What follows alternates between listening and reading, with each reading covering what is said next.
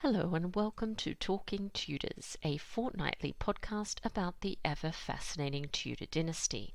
My name is Natalie Grueninger and I'll be your host and guide on this journey through 16th century England. Are you ready to step through the veil of time into the dazzling and dangerous world of the Tudor court?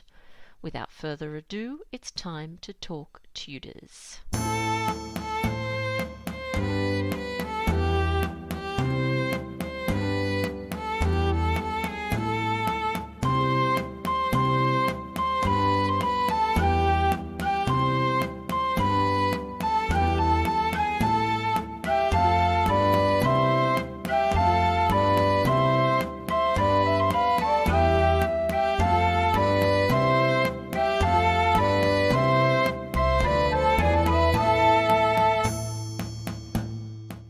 Hello everyone, welcome back to Talking Tudors episode 83. I'm your host, Natalie Grueninger, and it's wonderful to have your company. Before we dive into this week's episode, I'd like to thank the wonderful patrons who continue to support this podcast and welcome Debbie and Emily, who joined the Talking Tudors family in July.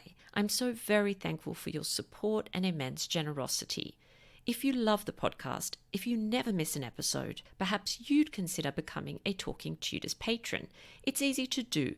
Just click on the Be My Patron on Podbean badge on the homepage of my website, www.onthetudortrail.com, or click on the Be a Patron button on the Podbean app. Join the Talking Tudors patron family, and in addition to receiving lots of Tudor-themed goodies, you'll be automatically entered into our patron-only monthly giveaways. August's prize is a copy of The Falcon's Flight, a novel of Anne Boleyn by Natalia Richards. A huge thank you to the author for sponsoring this wonderful prize. Now, on to today's episode.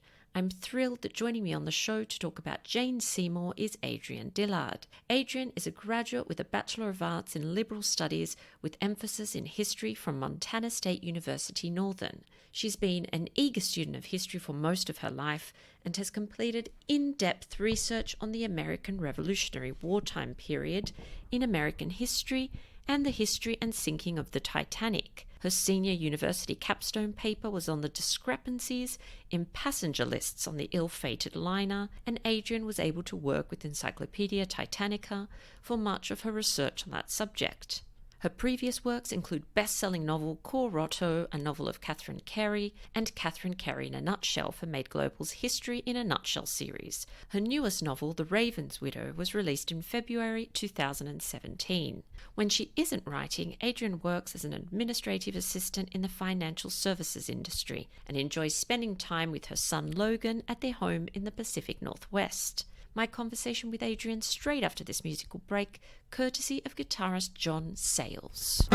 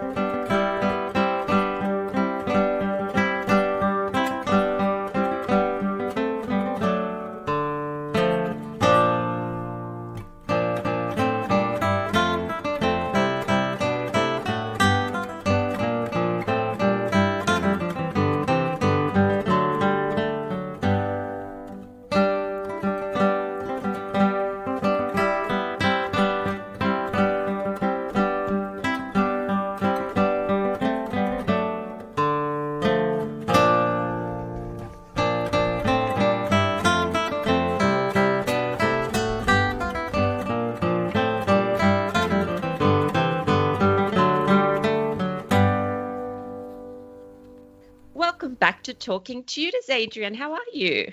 I'm great, Natalie. How are you? I'm really well, thank you. And we were just having a little giggle because we can see each other, and you're in your summer outfit and I'm in my complete winter gear, which is quite funny.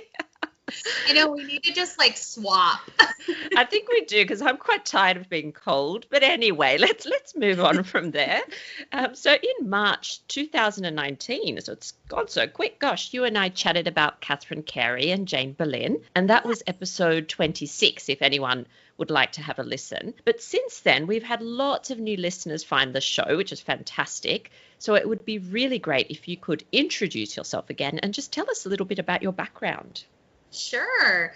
So I was born and mostly raised in a small town in Montana where my high school teachers left a very deep impression upon me, inspiring my love of history. I went on to graduate with a bachelor's degree in liberal studies, focusing not only on history, but also on political science and economics with a minor in community service. I've gone through many phases in my life, including a very notable obsession with all things Titanic. In fact, my historiography thesis was a study of the discrepancies in the liner's passenger lists. So I found that very interesting. I'm also very interested in the American Revolution and Greek mythology, which I'm happy to say is explored in my forthcoming novel. Currently, I live in the Pacific Northwest with my 11-year-old son, and when I'm not writing, I work for an investment firm where I am a licensed client relationship manager, which means I can give people financial advice, but I don't. Fabulous. And actually, you and I both share that obsession with the Titanic. I love that as well. That could be a whole different conversation, couldn't it? Oh, it could. And it's really funny how many people who love both Titanic and the Tudors, for some reason, like they just seem to go together. Yeah, that's fascinating. Now, you have written two absolutely wonderful Tudor novels, Corotto, a novel of Catherine Carey, and The Raven's Widow, a novel of Jane Boleyn. And thankfully for all of us Tudor history lovers, you're working on your third novel. Yes. Could you tell us about these novels and what inspired you to write them? Well, Corotto is about Catherine Carey Knowles, the daughter of Mary Boleyn and William Carey, or possibly Henry VIII if you're feeling sassy like I usually am. And The Raven's Widow focuses on Jane Parker Boleyn, the horribly slandered and maligned wife of George Boleyn. And as you can tell by my description, my version of Jane is both sympathetic and far more likely to be accurate than the scheming shrew. That's a tongue twister. The scheming shrew she is usually portrayed as. Because rather than rely on the propaganda that has permeated pop culture, my research has been based upon the primary contemporary documents. So I like to tell my stories with as much accuracy as possible. The novels are meant to be part of a series, but they can be read together or separately in any order. And, I like to just explore stories that we haven't really, from a perspective we haven't really heard from, or I like to take things that have been accepted as fact and kind of flip it on their head and try to give people something different to think about. So, that was why I wrote Catherine's story, was because we had never heard from her before. And ironically, Wendy Dunn's book about Catherine, the young adult version of Catherine, of her as a young girl, Light in the Labyrinth, which is a beautiful book, came out a month before Corotto did. So it was kind of interesting that we had no novels about Catherine, and then we got two within a month of each other. That's so interesting how that happens. I find that actually happens quite a lot, where there's kind of an idea floating around in the ether somewhere, and then a few people manage to, grasp onto it, and you get several creative works about the same thing. It's quite interesting. Yeah. Absolutely. It was just time for her story to be told. So we told it, and then Jane's story was just inspired because, I don't believe that she is guilty of all the things that have been lobbed at her. And so I wanted to give somebody a different perspective of who she might have actually been, instead of this caricature that we're so familiar with. Yeah, I absolutely love your portrayal of Jane Boleyn. I highly recommend anyone listening that's interested to go and read it, because I think it is fiction, obviously, but I know how well you research your novels, and it just makes her so much more human and so much more three-dimensional. So, yeah, highly recommend that, definitely. Oh, thank you. Adrienne, for the last few years, I know you've been really busy working on a new novel, because obviously you work full-time and you write. So this is a huge undertaking. So can you tell us a little bit about this new novel without giving too much away? Oh, sure. Yeah. So, of course, readers who are already familiar with my work know that I'm a huge fan of rehabilitating so-called villains and telling stories from a point of view we rarely see. So, a few months after I finished writing Raven, I started to really think about someone that I may have given sort of short shrift in that novel, which was Marjorie Horstmann. Every time I wrote about her, her voice came through. It just seems so thoroughly unpleasant, and I didn't know why. And so I wanted to dive a little bit deeper into her story. And, of course, there wasn't much out there about Marjorie. So I knew I had to incorporate another voice so I would have enough story. And then that's where Jane Seymour came in. So the story is told from their alternating points of view and opens the day of Anne Boleyn's execution when Marjorie comes into possession of the murdered queen's iconic necklace, the bee necklace. And so there's a little bit of mystery as to what she does with it and where it inevitably ends up. And then from there, it follows Jane's short reign and untimely death. Oh, that sounds intriguing. Now, I don't think in 80 plus episodes I've ever focused on Jane Seymour. Oops, sorry. So I'm really looking forward to chatting. What do we know of her early life and upbringing? Well, we don't know a lot. Purely because she came from a very humble background despite being descended from royalty. She was born in 1508, and we know that because the number of mourners at her funeral. And she was born in the Wiltshire countryside and would have been trained in what I call the womanly arts, which was sewing, praying, obedience. However, she had an advantage living so close to the lush hunting grounds in the Savernake Forest. I don't know if I said that right. Savernake Forest.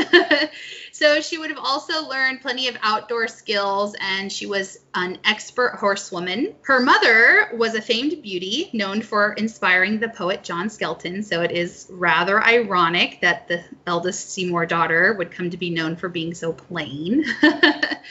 She probably wasn't given a classical education, but she would have known how to run a household. And I would also venture to guess that she may have picked up a basic understanding of either or both French and Spanish, purely due to the time her elder brother spent in the two countries.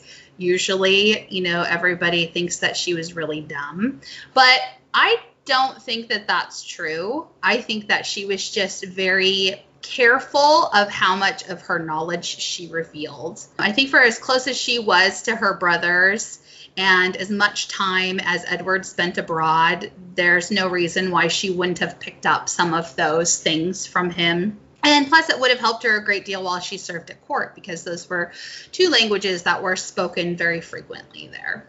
Okay, and do we know when she first was appointed to a position at court?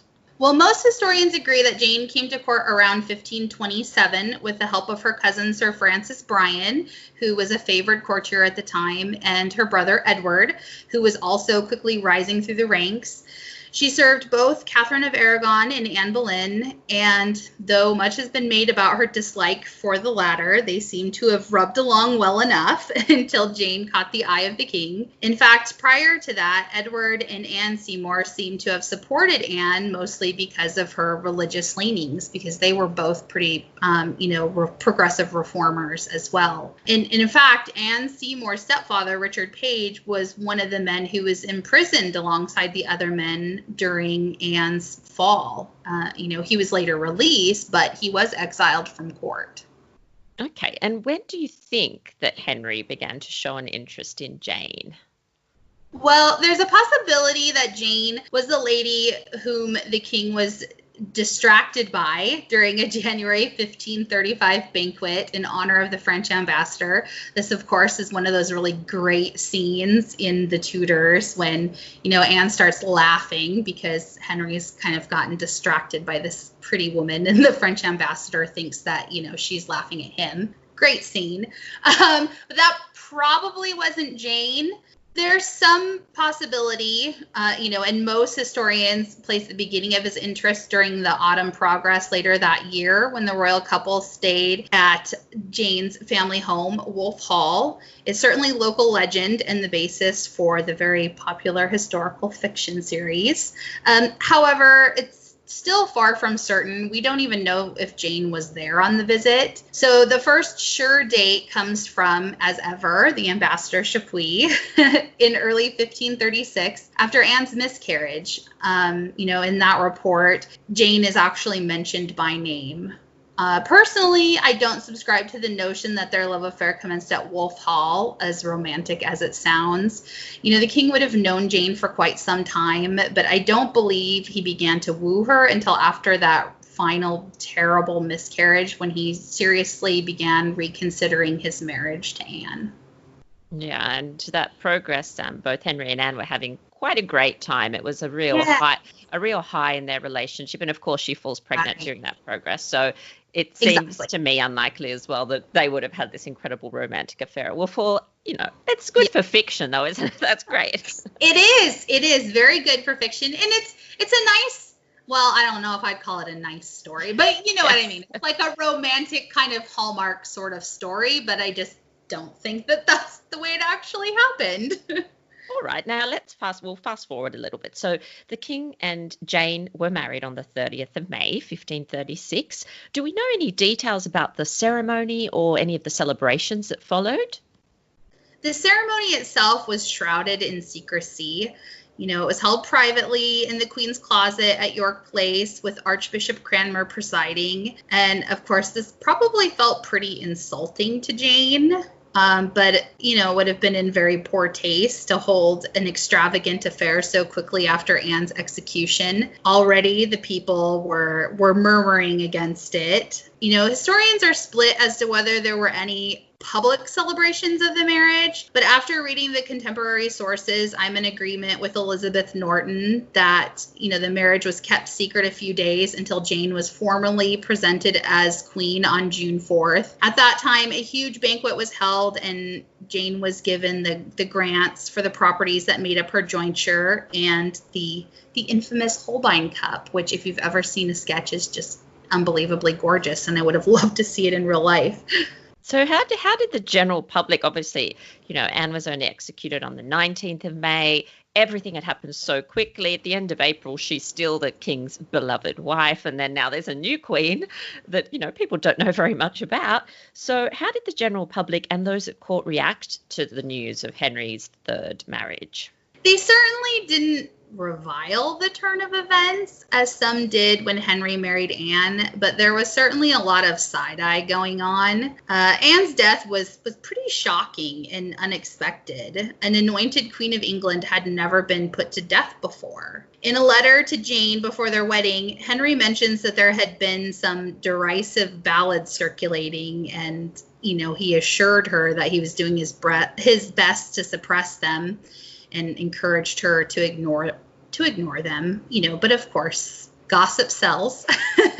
So there was a lot of that, and, people were obviously taken aback by the king's behavior, but still there was far less outcry than there had been when Catherine was put aside. I think people were mostly just really shocked, at Anne's manner of death.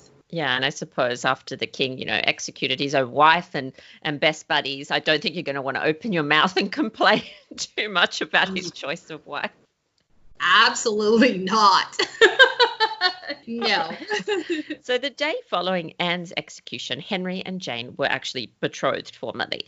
And then on the 4th of June, 1536, Jane was officially proclaimed queen at Greenwich. Yet she was never actually crowned like her predecessors, Catherine or Anne, were. So I know you've looked into this, or we've had some discussions about this. Why do you think this is that she wasn't crowned? The plague seems to have been particularly bad that year, and we do know that Jane had a very deep-seated fear of illness. She lost her two younger siblings to either the plague or the sweat. So it seems like she had a real terror of falling sick. And it's something that's been commented on frequently in the historical record. Lady Lyle's man, John Hussey, he wrote about it frequently in his letters. Like, you wouldn't believe how fearful this queen is. So I think that had something to do with it. And I do think that there is some truth to Henry's use of it as an excuse for putting off the coronation. But I think, he had other motives. Early in the autumn, the Pilgrimage of Grace broke out. So money was tight and there was no mood for celebration. And additionally, the king often commented to courtiers and ambassadors alike that he expected never to get children from Jane. He also made remarks about wishing he hadn't rushed into marriage with her. So, I think in the end, Jane's failure to fall pregnant quickly was the most likely factor in the holdup. He was not going to crown her until she made good on her duties to provide him with a son. Yeah, that's really interesting. And I'm glad you mentioned our friend John Hussey, who we both absolutely adore. Yes. Oh my gosh. I love him. He would be the perfect boyfriend, because I read his letters to Lady Lyle, and he's always asking her how she's doing, praying for her when she was pregnant, and and he's just kind of like a little gossiper too, and his letters crack me up sometimes. Actually, that's given me an idea, Adrienne. I think we should do another episode in the future on John Hussey and his letters, because just for anyone listening, he was one of the Lyle's London agents, and he was in constant communication with them because they were based in Calais, and it was just, the Lyle letters are the best in terms of a source for this period of time, but he is just a wonderful character. Unfortunately, I don't think there's very much known about him apart from that he, wrote these amazing letters. There's not. The only thing that I discovered was that his dad was a winemaker. So okay. I did discover that, but it seems like he never got married, which is a total shame, because I think he would have been a good husband. But yeah, he just kind of, that was what he did. He took care of the Lyle's business in England, and, we really don't know anything about him outside of what's in those letters. And they don't reveal very much about him. It does reveal a lot about his character, but not necessarily his background. Yeah, I do quite like how of course, he's writing during Anne's execution and all of these incredible events. And he's so compassionate and kind. He never really ever, says anything nasty, or he just delivers the news. And in a way, I sort of sense that he was very shocked by the whole affair, and a little bit upset that his friends had been executed, because he did know all of them, of course, communicating with them, and that all these new people had been brought in.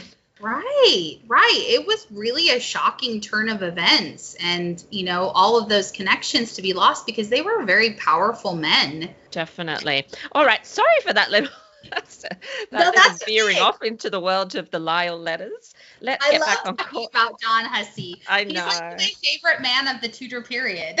Yeah, I agree with you. I think he's fantastic. Now, Jane. Sorry, Jane. I knew this would happen if I start talking about Jane. Jane Seymour, distracted. Jane obviously presided over her own household as queen. Can you tell us about some of those who served her? And I know normally there's quite a bit of an overlap with the staff from one queen to another. We saw that with Catherine of Aragon and Anne Boleyn. Could you talk to us about the people serving Jane? Were there many of those Anne's former staff? Oh, yes, absolutely. Nearly all of the women who served Jane also served Anne. The only difference is that the ladies from the more conservative families, those who adhered to the old faith, were in far greater positions of prominence. So they seem to kind of move up and were more favored by Jane, obviously, because Jane was very conservative. I would say probably the most notable woman in Jane's service was Jane Boleyn, Lady Rochford. It seems sort of suspect to us now that she would willingly serve the woman who replaced her sister-in-law, but it was likely that Lady Rochford really had little choice in the matter. She needed to make a living, and working for the queen was the best way to make money. It was the most secure way to make money, especially if one had had to present themselves as a member of the nobility, as Jane did. Another notable maid was, of course, Marjorie Horstmann. She seems to have been one of the Queen's favorites, moving up from Mistress of the Robes under Anne to Keeper of the Jewels under Jane, a position that she interestingly held jointly with her husband, Michael Lister. Places in the royal household were extremely competitive, and throughout the entirety of Jane's reign, Honor Lyle, again, was pretty hell-bent on getting her daughters into one of the coveted positions. There are lots of back and forth about that. In the end, it was Anne Bassett who was chosen, and I'm sure she was disappointed to swear her oath on the day her mistress went into confinement, only to be left unemployed a month later when the Queen died in childbirth. But, luckily for Anne, the king kind of took a bit of a fancy to her. And there were actually rumors that she may become his next queen after Jane's death. But, of course, that was only just rumor. But she did get a really sweet horse and saddle out of the deal. Well, she can't complain then if she got a good horse and saddle. I do feel a bit for Honor Lyle, I have to say, because she spent a good deal of Anne Boleyn's reign trying to get livery off her. She desperately wanted Anne's livery. And I think she got a kirtle. I can't remember the exact date, but really only a few months before Anne was executed. So, of course, then wasn't able to wear the lovely kirtle for very long. So, and then she spent the rest of the time trying to get her daughters into. So, and doing it from a distance, obviously, must have been really tricky. Yeah. And I think, honestly, Honor she very much ingratiated herself with Anne. That's where Anne's dog came from, Percoy. Yes. And, she always was sending Anne, gifts and trying to get her livery and all of those things. And so I think part of the reason why Jane was hesitant to take on, either of her daughters was for a couple of reasons. One being how much Honor ingratiated herself with Anne, but also because I think Jane may have been fearful because Anne Bassett grew up in France, and she was sort of similar qualities to Anne Boleyn. And I think she kind of was protecting herself in a way of really putting off Honor as much as she could without, bringing in this competition, really. But eventually, she got worn down. Yeah, that's a really interesting thought. I haven't thought about it like that. That's really, really interesting. Now, Jane, let's talk about Jane and Henry. Okay. So what do the sources reveal about their relationship? Like, we don't often hear too much about their actual relationship. Was there a happy marriage? No, I don't think so. My personal, I don't. I think that there were some highs, but I think there were also a great many lows. Every time Jane dared to have an opinion, it seems like she was very brutally slapped down, oftentimes in front of other courtiers. Henry had no qualms complaining about her to just about anyone who would listen, whining about how he would never get a child from her, or wishing aloud that he had not rushed so quickly into marriage when two pretty maids walked by. And he liked to remind her that he could have her dispatched just like his other wives if she ever stepped out of line. Quite frankly, I think today we would see their marriage as very dysfunctional and abusive, at least if not physically, then certainly emotionally. It's like that saying, there's like a nursery rhyme. So like when it was good, it was really good, but when it was bad, it was horrid. And I think that's true, because she did have some good moments, particularly after she got pregnant and she was rising kind of in her stature, but she never ever wielded the same kind of political influence as Anne or Catherine. And it seems like anytime she opened her mouth to try to speak up for anything, Henry very much put her in her place. So, it's kind of no surprise to me that she often acted more simple than she probably really was. most likely, because it was probably, a preservation, self-preservation. Absolutely, So, yeah. A protective mechanism. Yeah, definitely. I do feel for her. She was in an absolutely awful position. I really can't think of anything worse. That's really quite heartbreaking, isn't it? So on the 12th of October, 1537 was a really good moment for Jane, Prince Edward, and for Henry, I suppose. Prince Edward was born at Hampton Court Palace. So can you talk us through, I just want to hear a little bit about what we know about the labour. I think I've definitely read that it was quite a difficult labour, difficult birth, and then the 12 days leading to Jane's death. So, Edward's birth was, by all accounts, somewhat treacherous. And I think this is part of what drew me to Jane's story, because I, too, had a fairly traumatic birth experience, and it has shaped me as a person. So I often wonder what Jane may have been like had she lived through it. What sort of queen would she have been? It might make for an interesting alternate story. But in any case, Jane went into confinement in mid-September, but things didn't really get moving until October 9th, and she labored for 3 very intense days. She was eventually able to successfully deliver the prince, but not without much anxiety and distress, and she was probably exhausted to the point of breaking. But she did put on a good show through Edward's christening and the celebrations that followed. Yet within 2 days, they were preparing for her death. They gave her last rites, and she seemed to rally for a time.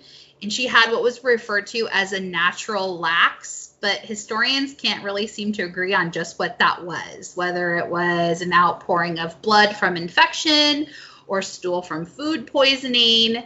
And of course, their interpretation of that usually affects what they believe her cause of death was. The very same night, she fell unconscious and was once again given the last rites, and she never recovered. So, as I said before, theories sort of abound as to the cause of her death. Everything from childbed fever to retained placenta to a blood clot. And Cromwell pinned the lion's share of the blame on her ladies, saying that they had allowed her to eat whatever she wanted.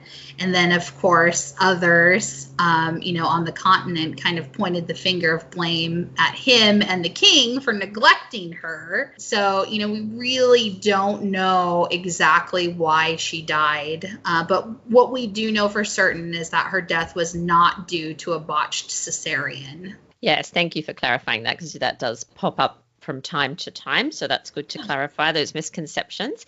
So obviously Jane's reign was very brief. What would you say were the main highlights, if there were any, or Anne's, sorry, I called her Anne, dearie me, or Jane's main achievements in that time?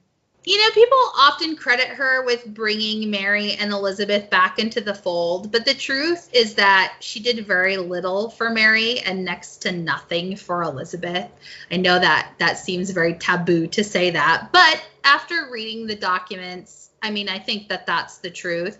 If anything, Mary was welcomed back despite Jane's efforts rather than because of them, because every time she tried to speak out for her, of course, the king, took her down a peg. So, but once it was safe to support the elder princess, Jane was an admirable stepmother. She was really the first to show Mary any affection and probably kept her from being further damaged than she already was. Politically, Jane has no credits. She tried to stand up for the rebels during the Pilgrimage of Grace, but that came to naught. I think, horrible as it is to say, Jane's greatest achievement was giving birth to Prince Edward. Had she not done so, Jane and possibly the rest of the Seymour family would have likely gone the way of the Boleyns. It's really unfortunate that she wasn't around to kind of enjoy that achievement. You spent a long time, writing this book, researching this book. Did your views about Jane change during that time? Oh, absolutely. I always bought the image of her as this meek sheep who just sort of let everyone run all over her. And now I see her as someone who is much more complex. She learned pretty early on that to speak her mind was to bring about the king's wrath. But that didn't always stop her. Every time he would get after her, then a couple of weeks later, she would do it again, as carefully as she could. So I think that was kind of brave of her to do that. And, she did so much to sort of preserve herself, but there were times when she did speak up, when she felt really passionate about something. She picked her battles and very skillfully presented herself in a way that would put her in the best position, but she wasn't always successful at it. She was very human, and I think she tried to be the best queen that she could be with the limited power she had. I think she just found herself in just this really difficult position. And I'm of the belief that I still haven't decided how much I credit her with bringing about Anne's downfall. I think Anne would have fallen with or without Jane's involvement. So I'm not really sure how much I'm willing to credit her with, but I think that even if she had been a real powerful voice in taking down Anne, I don't think that she ever expected that Henry would execute his wife. So I try to remember what it must have felt like for her to wake up on the morning of May 20th after Anne is dead and she's going to be betrothed to her murderer. How did she feel in that moment? Because I think any human would probably be scared to death. So I think she probably was very shocked, as everybody else was. But at that point, there was no going back. There was no changing your mind. There was no, oh, never mind, I want to marry you. I think she just had to make the best out of a very complex and difficult situation. So I try to give her a lot more grace than I did in the past. Fantastic. And is there something specific that you learned or something specific that surprised you, that made you rethink anything at all? Well, I was really surprised to discover that Jane's father had passed away a year earlier than thought. And of course, I learned that on Sarah Morris's podcast. Knowing that he died before his daughter caught the king's eye put things in a much different perspective for me. It put much more emphasis on Edward Seymour's role in maneuvering Jane into place. And it also explained why all of the favors seemed to fall to him rather than to their father. Because, of course, Thomas Boleyn, he got some pretty nice stuff out of being the father to the queen. And, of course, Jon Seymour never received anything. And that always sort of stumped me.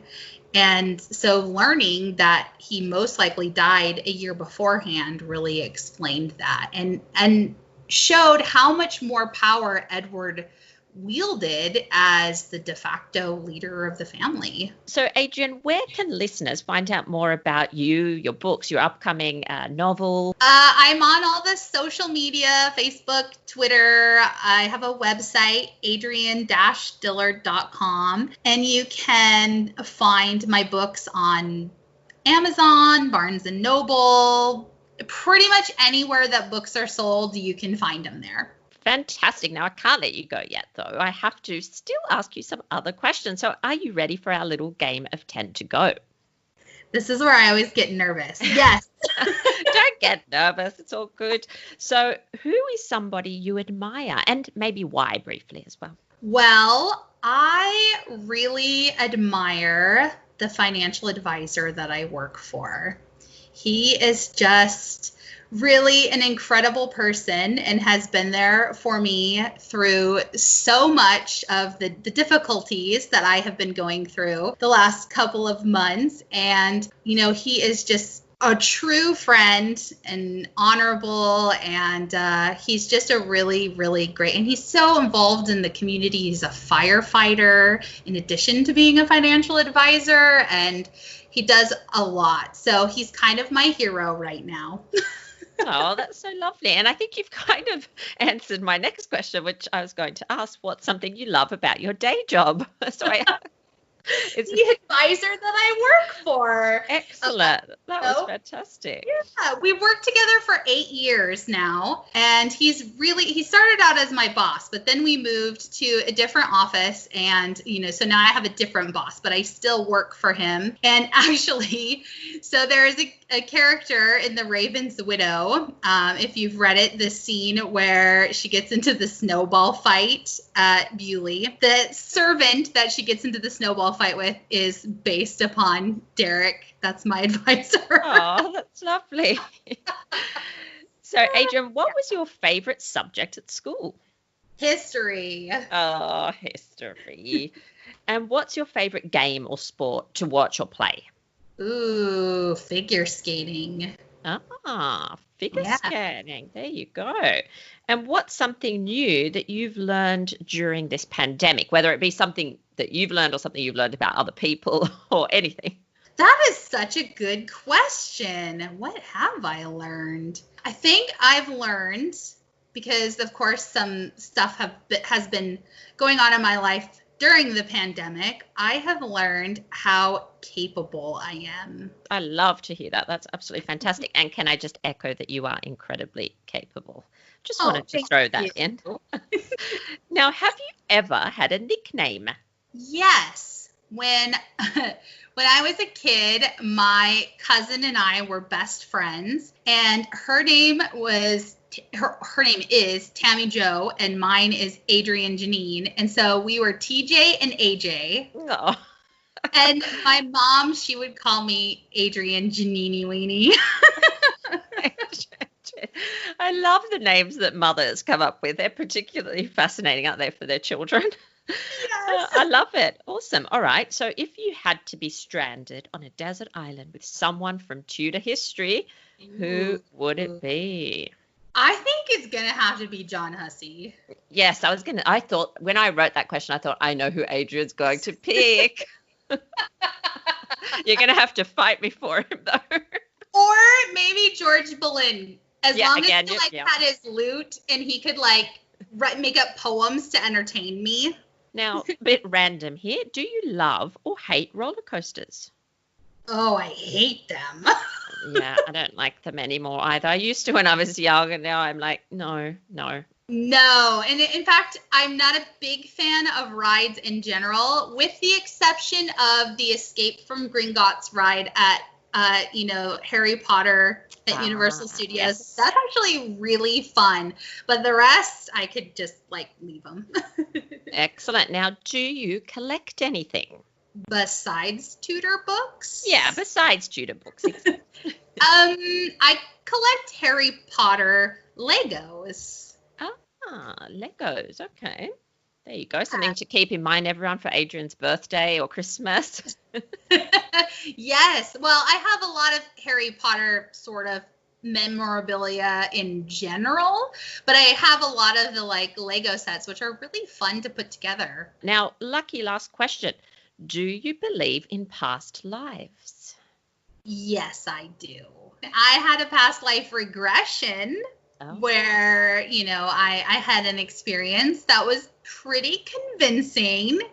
I'm still, because of course your rational mind kind of says, no, that's not possible. But I think as an author, you have to be very open about your imagination. And, you have to be open to those sorts of ideas. And so I am open to that. I think it would be really, really neat. Yeah. I think you and I are going to have to talk more about that after. All right. Yeah. So very last thing, the Tudor Takeaway. So this is a little gem for our listeners to take away with them, something for them to check out after the episode. It might be a website or a song to listen to or a book to read. Do you have a Tudor Takeaway for us? Okay, I have two, a fiction and nonfiction. So the fiction book I would suggest if you want to read, there are not a whole lot of books out there about Jane Seymour, novels, but there is one that I read called The May Bride. And that is by, I'm completely blanking on her name right now, Susanna Dunn. Oh, yes. Dunn.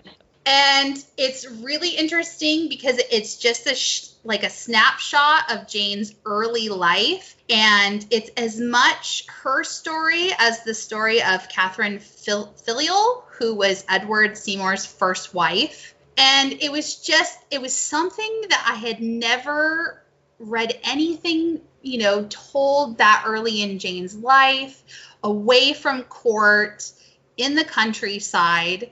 And I mean, it's just beautiful writing, and it just draws you into the story. So that's a really good fiction book about Jane Seymour. And then my nonfiction is, of course, the Lyle Letters. So there is an abridged version, which is good.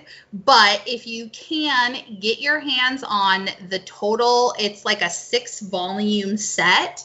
Basically, it's all of the letters, but then it also goes along with the historian's sort of interpretations of the letters, background about what was going on at court at the time, backgrounds about these personalities and all of the different kind of, complex relationships. In fact, I was very interested to learn that Edward Seymour and Lord Lyle had a bit of a financial quarrel, and it went on for several years. And I think that could be possibly another reason why Jane was so kind of cold to the Lyles. That was something I had never learned, but that was something that I read in that book. So if you can get the full volume set, I totally recommend it. But if not, definitely read the abridged version. Yeah, I totally agree with that last takeaway. I agree with Susanna Dunn's book too, but as you know, I love the Lyle Letters, and I think it's Muriel St. Clair Byrne who edits them, and she's done an incredible job. And a lot of the times she's been able to rectify some issues that have been published in the calendars, the letters and papers, and she's found misdates, dates that have been incorrect and information, because she's looked at every original letter, which is mind-boggling because there are thousands. I want to say 3,000, something like that, 3,000, maybe more. I can't remember now. And so she's been able to really bring some new information. And so I absolutely love them as well. So yeah, if you can get your hands on them, go for it. Now, Adrienne, it's time for me to say goodbye to you. Thank you so much for joining me on Talking Tudors again. And we are definitely going to get talking about this John Hussey episode. Yes, for sure. Thank you so much for having me, Natalie. Well, that brings us to the end of this episode of Talking Tudors. Thank you so much for joining us. I absolutely love to hear from listeners, so if you have any comments or suggestions, or just want to say hi, please get in touch with me via my website, www.onthetudortrail.com, where you'll also find show notes for today's episode. If you've enjoyed the show, please share the podcast with friends and family, and don't forget to subscribe, rate, and review. I also invite you to join our Talking Tudors podcast group on Facebook, where you can interact with other Tudor history lovers and hear all the behind-the-scenes news. You'll also find me on Twitter. My handle is On the Tudor Trail, and on Instagram as The Most Happy 78. It's time now for us to re-enter the modern world. As always, I look forward to talking Tudors with you again very soon.